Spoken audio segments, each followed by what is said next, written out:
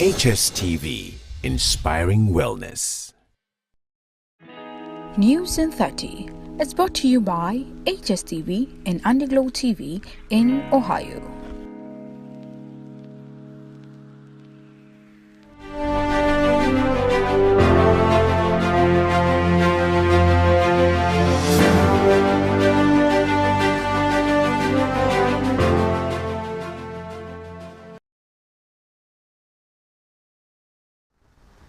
Hello and welcome to News 30 right here at HSTV. My name is Savah Aiden. Today we bring to you some local and trending international news story right here on News in 30. We are streaming live on YouTube at HSTV Live GH. Do well to like, comment and share your opinions. Now let's go check out some headlines making bulletin today. President Akufo-Addo has restructured his government with a minor reshuffle, appointing Deputy Trade and Industry Minister Stephen Amoah to the Finance Ministry, following the unfortunate passing of Deputy Finance Minister and MP for Ejisu, Dr. John Kumah. Former Affairs Minister Shirley Ayokobotre has clarified that government's recent increase in passport fees is not aimed at imposing financial hardships on Ghanaians.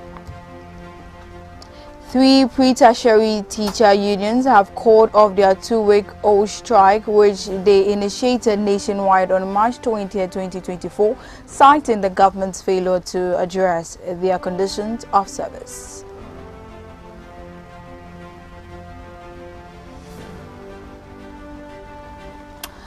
Now moving on to the news and details. Now, Foreign Affairs Minister Shirley Ayokobotre has clarified that government's recent increase in passport fees is not aimed at imposing financial hardships on Ghanaians. According to her, the government spends 400 Ghana cedis on each passport, with the applicants paying 100 Ghana cedis and the state absorbing 300 Ghana cedis. Speaking to the media, she addressed concerns about the prolonged processing time for passports and said that because the government is subsidizing passports heavily, makes it challenging to deliver efficient services, adding that approval for the new increment of the passport fees went through a parliamentary process, stressing that her outfit has no intention of imposing a financial burden on Guineans.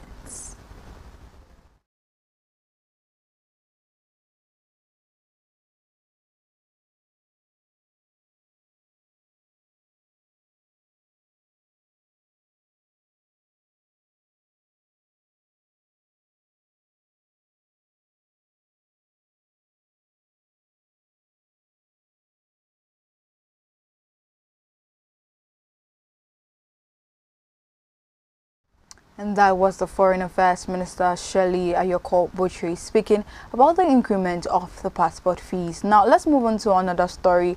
President Akufo-Addo has restructured his government with a minor reshuffle, appointing Deputy Trade and Industry Minister Stephen Amoah to the Finance Ministry, following the unfortunate passing of Deputy Finance Minister and MP for Ejisu, Dr. John Kumah. Amoah's reassignment, effective immediately, aims to fill the void left by Kumah's demise. Consequently, a replacement for Amoah at the Trade Ministry has been nominated pending parliamentary approval. Akufo-Addo urges swift parliamentary vetting to ensure seamless transition and effective governance. Additionally, Honorable Kofi Mafo has been appointed as Deputy Minister Designate for Trade and Industry, pending parliamentary approval, signaling the President's commitment to delivering his mandate for his second term in office with a competent team in place.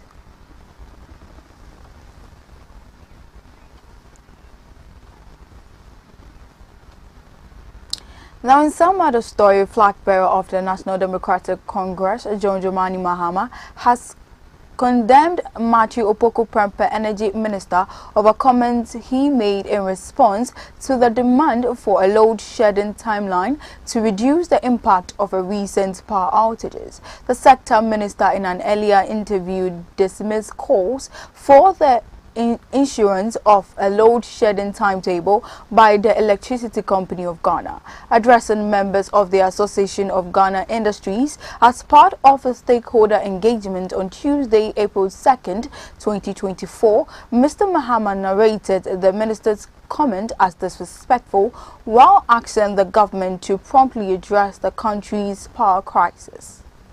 The country has been plunged into darkness.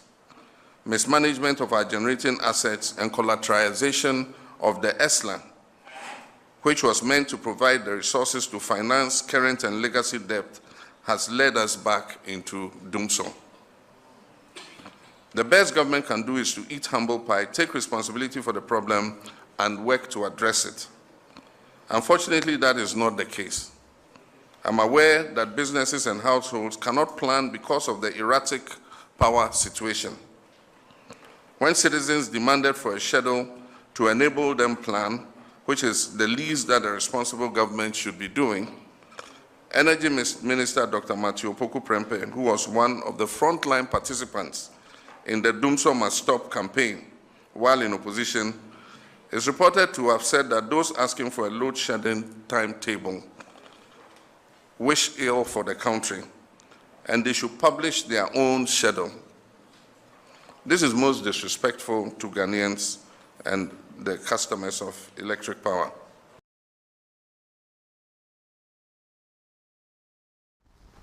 Now on to our next story. The Ghana National Association of Teachers (NAT), the National Association of Graduate Teachers (NAGRAT), and the Coalition of Concerned Teachers have called off their 2-week strike, which they initiated nationwide on March 20th, 2024, citing the government's failure to address their conditions of service. The decision to end the strike follows the National Labour Commission obtaining an interim injunction to halt the industrial action, thereby facilitating the commencement of negotiations. In a statement to the media in Accra on Tuesday, the 2nd of April 2024, King Ewudu, president of the Coalition of Concerned Teachers Ghana, stressed the necessity of their employers to promptly engage in negotiations to address their concerns of salaries.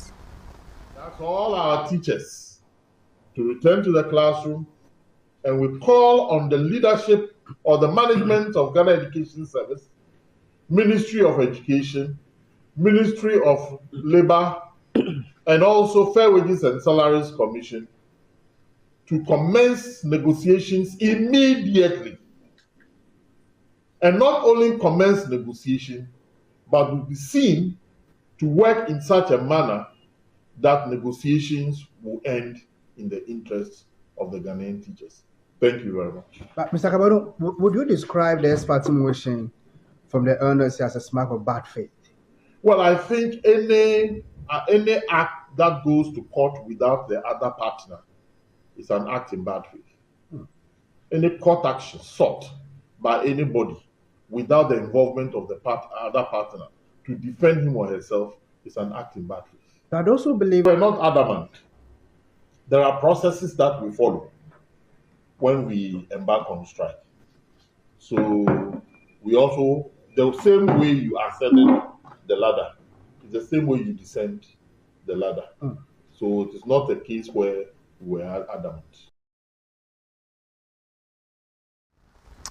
Now to a more controversial issue. The office of the Bobo Wulomo has justified the marriage ceremony between the 33-year-old priest Numo Bwakete Lawe, the 33rd, and the 12-year-old girl over the weekend. According to the office, Na Okromo is one of the special children chosen by the Bobo deity to dedicate their lives to serving the god. Speaking at a press conference on April 2nd, 2024, Director of Administration at the office, Reverend Dr. Daniel Ni Jesse Ankra, clarified that Na Kromo is to occupy the stool of the Na Yomo Ayimadu This role, he said, can only be occupied by an indigene of Nungwa and individuals of a particular lineage.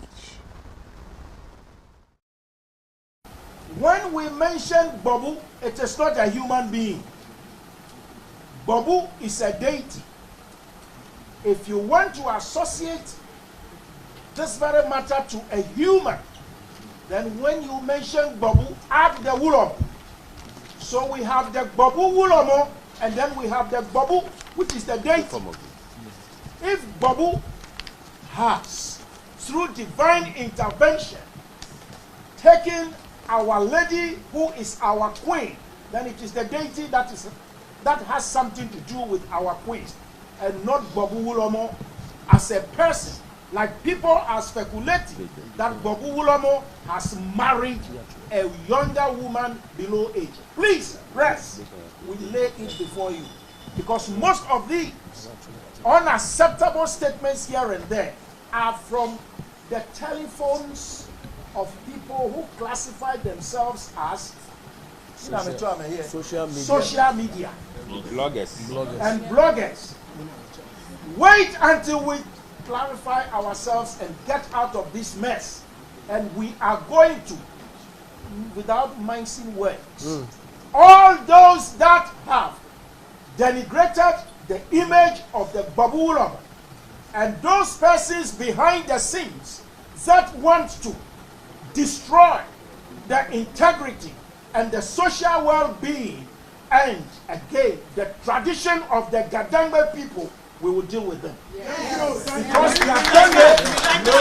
Because Gadangme, we have an identity. And our identity has much to do with the worship of our deities and our spirits. If our spirits are doing things with us, we deal with our spirits. If you are not part of us, you cannot decide for us. We are what we are, and we do what we think we can do.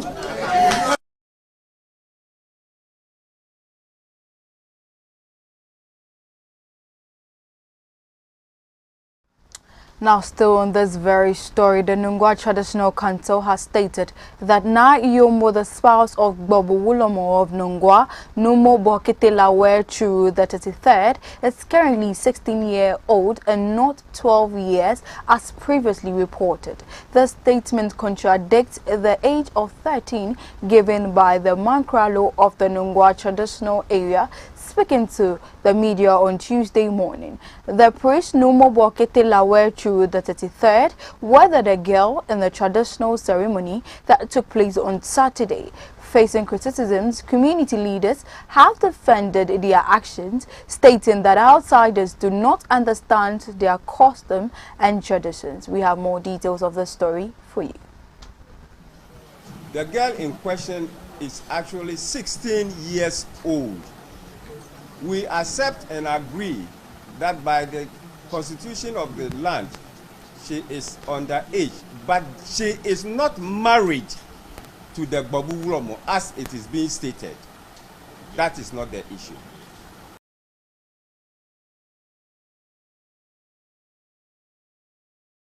So let's move on to another story. Now, a deputy national communications officer for the National Democratic Congress, Malik, has lashed out on the Minister of Agriculture, Brian Achiampong, over his recent controversial comment on handling over power. Now, Honorable Achiampong over the weekend reiterated that the governing New Patriotic Party NPP will not languish over the power to the NDC because the NPP will win the 2024 elections. However, in a post, the NDC spokesperson said that the minister for the statement and criticized that the MP had made investments in the country's economy and would not want to mess with his toil in the name of politics.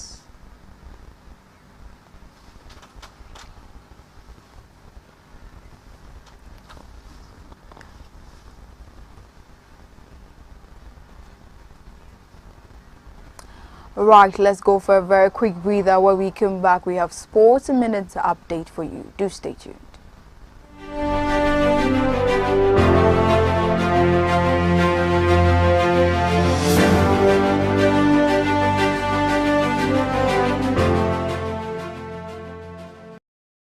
Would you like to own a home, start a business, provide seed money, or a good education for your children? The Pro Wealth Plan answers all of life's questions. This is Ekwa 9. She wants to be an engineer in future. Her parents, Mr. and Mrs. Hammond, plan to give her the best education but don't want to be unnecessarily burdened when she's ready for university in 10 years. Do you know how much it will cost Ekwa to go to a local private university or university abroad in the next 10 years? Ekwa's parents have signed up to a Pro Wealth Plan. They pay affordable monthly premiums that ensures they are able to fund Ekwa's university fees and living expenses. When she's ready for university, Prudential will pay the maturity benefit and her parents can enjoy free insurance cover for an additional 5 years. In the unfortunate event that her parents pass away, Prudential will pay over 200% of the sum assured, which is 100% immediately, 10% annually to keep Ekwa in her current school, and 100% at maturity for her chosen university. This means that Prudential Life has guaranteed Ekwa's education regardless of life's uncertainties. The Pro Wealth Plan also covers a spouse or partner up to the same sum assured. With over 26 million customers, 24,000 employees globally, and over 170 years experience, you and your family can have peace of mind knowing that you are in safe hands. Whatever your financial goals are, the Pro Wealth Plan has the answers to life's questions. Call us today and let Prudential secure your future.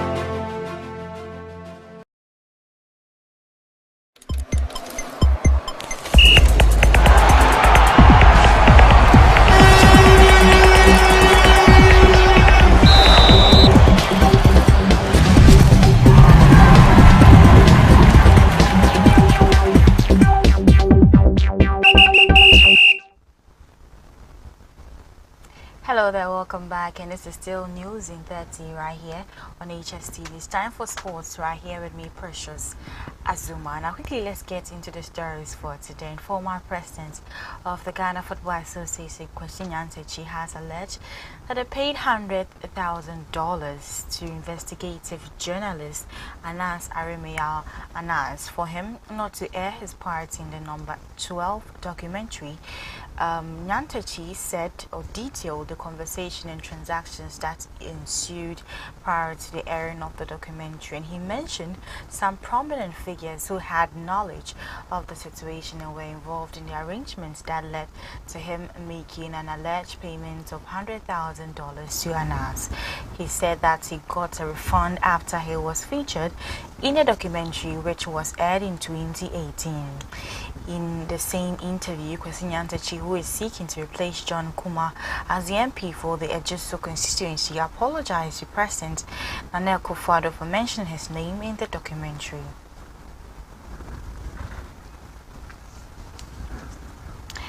Now let's just stay a bit longer talking about the whole issue about Anas Aremeyaw Anas and Kwesi Nyantakyi. And the investigative journalist has also come out to deny all the allegations by the former president of the Ghana Football Association, Kwesi Nyantakyi, that he paid a sum of $100,000 to halt the airing of the explosive number 12 documentary. However, Tiger IPI vehemently denied any involvement or in requesting bribes from Nyantakyi, and the investigative firm also noted that Nyantakyi's admission of paying bribes affirms the reason for his subsequent ban from football activities by FIFA.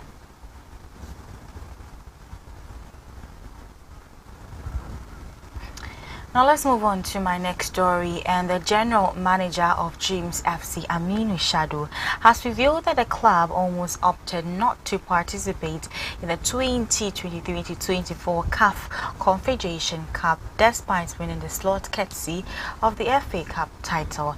He reveals this was due to the club's lack of proper financial grounding to finance the activities in Africa.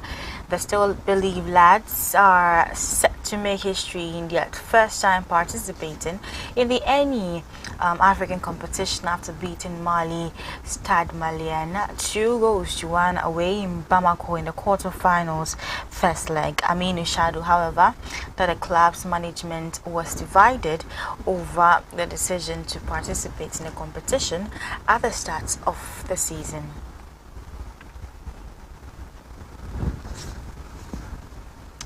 Now let's move on to the European side, which will be my last story for today. And Arsenal manager Mikel Arteta is reportedly looking to sign a replacement for midfielder Thomas Partey in the upcoming summer transfer window. So the Ghanaian international has been plagued by injuries this season, making only 8 appearances so far. However, Partey's latest return to action saw him play just 24 minutes in Arsenal's goalless draw against Manchester City on Sunday. Before that, he made brief appearances in Arsenal's win against Sheffield United, Porto as well as Brentford. With Partey's future at the Emirates looking uncertain, Arteta is set to be keen on bringing in another midfielder.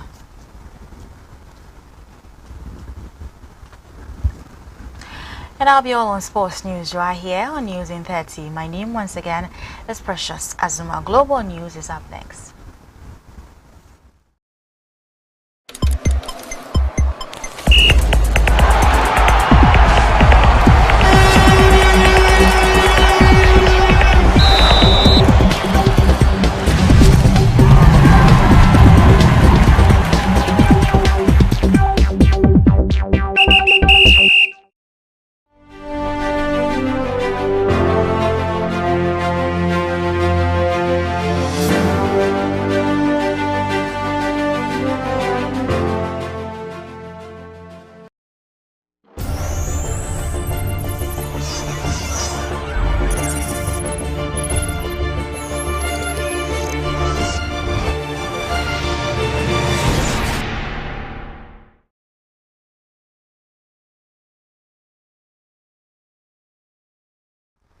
Welcome back, and that was Precious Azuma with sports update right here on News in 30. Now let's move on to the global front for today. Now, an Israeli airstrike hit a tent camp in the courtyard of a crowded hospital in central Gaza on Sunday, killing 2 Palestinians and wounding another 15, including journalists working nearby. In a tragic turn of events, the bustling courtyard of Al-Aqsa Hospital in Deir al-Balah, central Gaza, became the target of an Israeli airstrike. The attack claimed the lives of at least 2 displaced individuals and left several journalists injured. Al-Aqsa Hospital, once a refuge for those fleeing the war-torn region, bore the brunt of the assault. The Israeli military contends that the strike aimed at a command center operated by the Palestinian Islamic Jihad Ahmed Group. However, the impact reverberated through the hospital, leaving wounded patients gasping for breath on the cold floor. Chaos unfolded as women, children and other civilians scattered in fear. Gaza's hospitals have been overwhelmed since the conflict began 6 months ago, with tens of thousands seeking safety within their walls. Yet, even these sanctuaries have not been spared. Israel accuses Hamas and other militants of using medical facilities as cover, leading to raids on hospitals like Shifa, Gaza's largest. Troops engaged in heavy battles with militants, uncovering unhidden weapons caches. The situation remains that only a third of Gaza's hospitals function partially, and doctors grapple with treating patients on crowded floors, often without anesthesia or essential medical supplies. Amidst this grim reality, an international team of doctors expressed horror at the war's impact on Palestinian children. As the conflict persists, Al-Aqsa Hospital stands a stark reminder of the toll on civilians caught in the crossfire.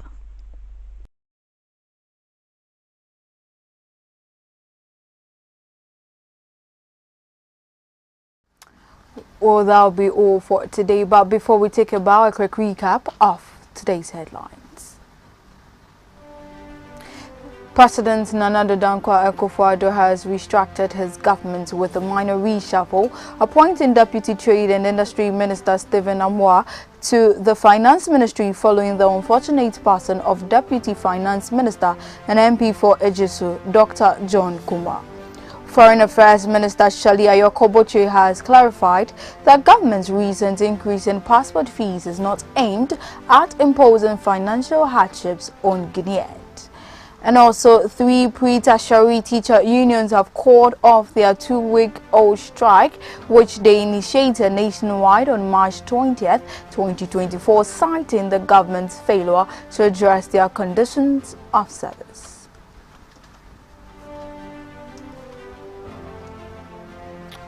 Thank you for joining us for today's News in 30. My name is Savara Iden. Stick and stay. We have more programs for you right here on HSTV.